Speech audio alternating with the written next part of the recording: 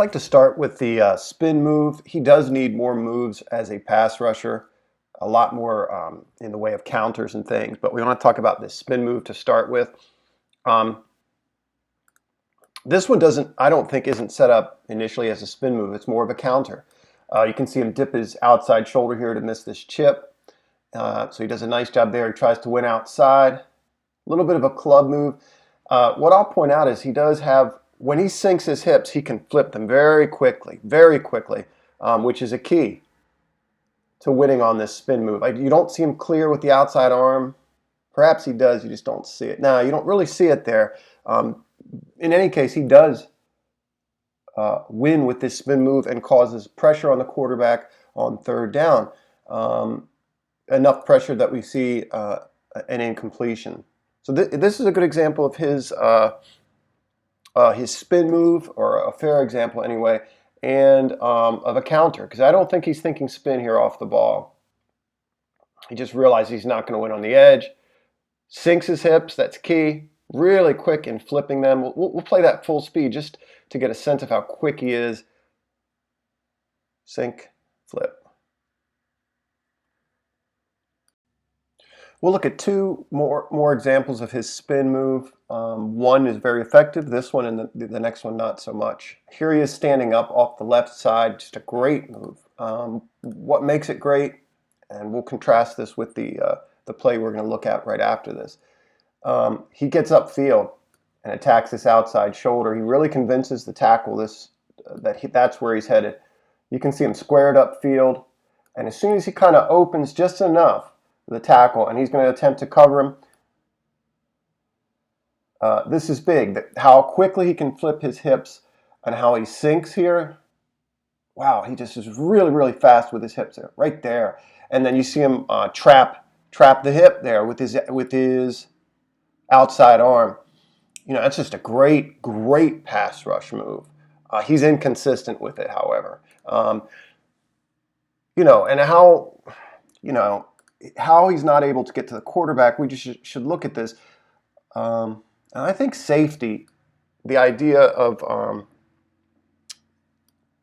us lacking a true deep safety really hurts this team. This is just easy pickings for a quarterback like Roethlisberger. He's going to fire this out. In any case, we're looking at Yannick here, but that's just, again, watch it one more time. Convinces upfield or outside, that's the key.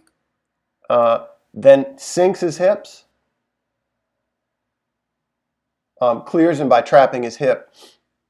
And really, really good pass rush there.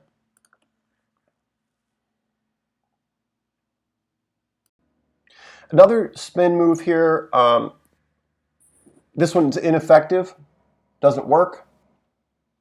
I think you see him do two things technically different to the last snap. One is he does not do an effective job of attacking the outside shoulder of the tackle or convincing him he's upfield. Two, he doesn't sink his hips. He isn't able to sink his hips. There's just no speed on this spin at all. And the tackle does a good job getting a punch or hands on him here. He doesn't really make an attempt. And I think that's something he's got to become better at as a pass rusher, is attacking tackle's hands. No attempt at it whatsoever there. You can see there's just too much distance for this spin to be effective. He's not threatening upfield. He doesn't sink his hips. He doesn't attack that arm. So it's an effective move, but it's an inconsistent one technically.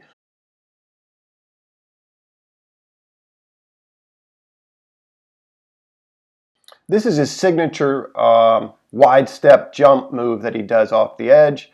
To me, it's fairly simple in terms of what makes it work, what doesn't. If he's able to get hands off of him, clear the outside arm, he's got a much better chance. If he doesn't, or if he doesn't make that effort, as you see here, he either doesn't make the effort or he misses. It's difficult to say right there. He's probably chopping with his inside arm, but he's done.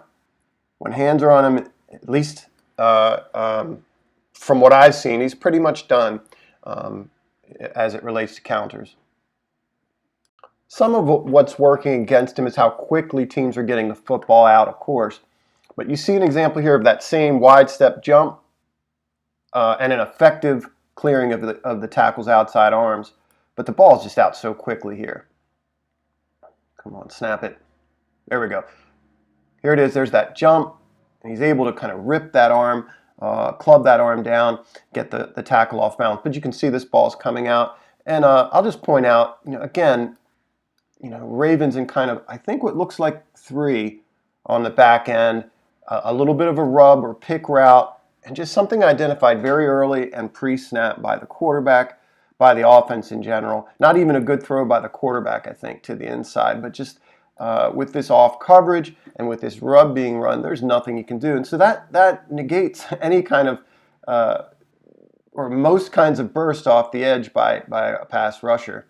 But you do see that the signature move by Yannick here.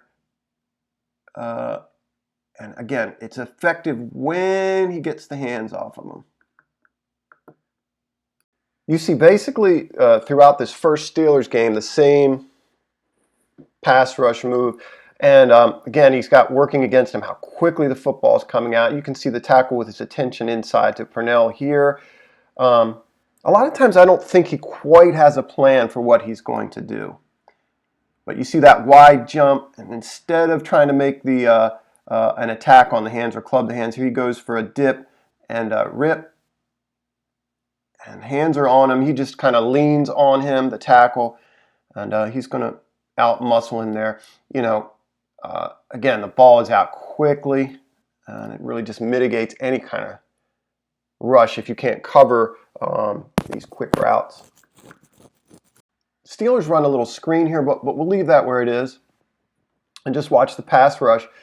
This is what I meant by him not seeming to have much of a plan. It looks like he's going into a bull rush, or he intends that. He just doesn't know what to do. He kind of gets caught in the middle here, and then eventually at the end, not a good job working to get hands off of him. He kind of reverts back to his outside step here, and this tackle's clearly kind of prepped for that and ready. So not a lot of consistency in terms of technique. This is early in his career as a Raven, obviously, so we'll take that into account. It's his first game. Let's compare Tyus a little bit with Yannick, opposite each other. Tyus clearly working upfield here, but gets the tackle to open up a little bit, and then he wins that leverage battle. You see how low he is when he kind of bulls him and he attacks the inside half here. I haven't seen Yannick do that. I haven't seen a bull rush out of him, and I don't think he plays with, as a pass rusher, leverage. I don't think he experiments with that much. You see Bowser opposite here get held. So a good rush from Bowser, like some diversity there, right? Works outside, attacks the inside when the tackle opens up, beats him inside, and is held. The move we see from Yannick on the opposite side, very similar one, and it's not a bad move. He actually does a good job working inside here. And then there's that signature move. I'd like to see him he does work to get the hands off. Right there, you see that club with his right arm, and it's effective, and he is clear. The ball's out quickly enough here, again, that it just mitigates that pressure that these two get off the edge. So a pretty good rush, I think, here. I question this shouldering here inside.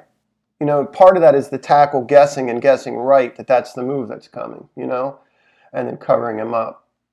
He does a good job in any case of beating him, but the quarterback at this point has stepped up and the ball's out.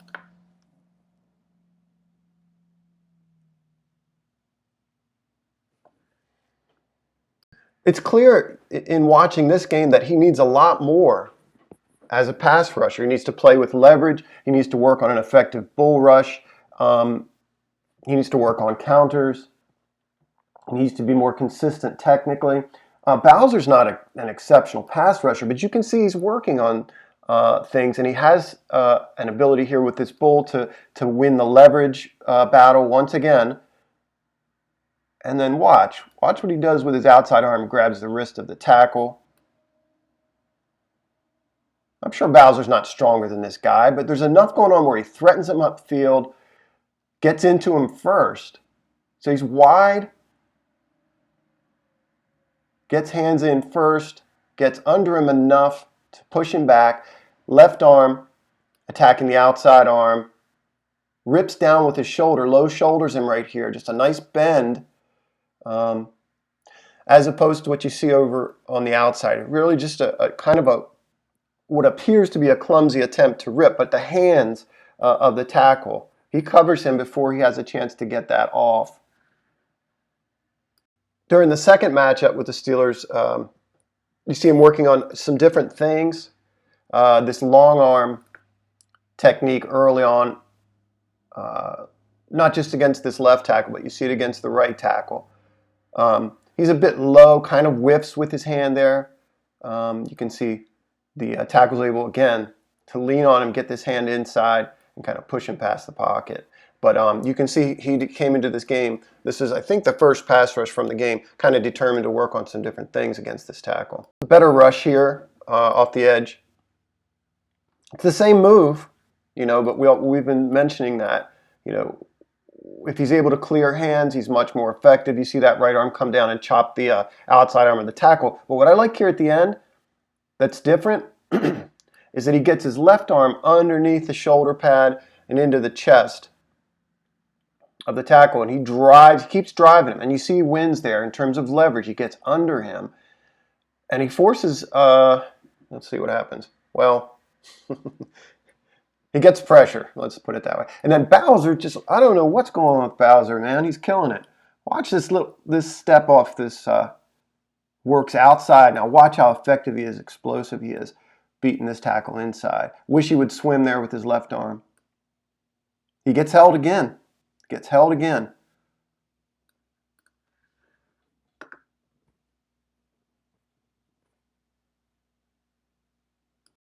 Very explosive off the edge here. Very explosive. This is his go-to again. But it's amazing that the tackle knows what's coming and he still can't stop this. Again, he gets hands into him, but he doesn't. What we keep saying is if he's able to clear hands a little bit, nice job going for the football. He does get a bit of he either gets a bit of the quarterback here, or he beats the tackle so badly that the tackle's momentum takes him to the quarterback. I think that's what happens there. And the ball comes out incomplete.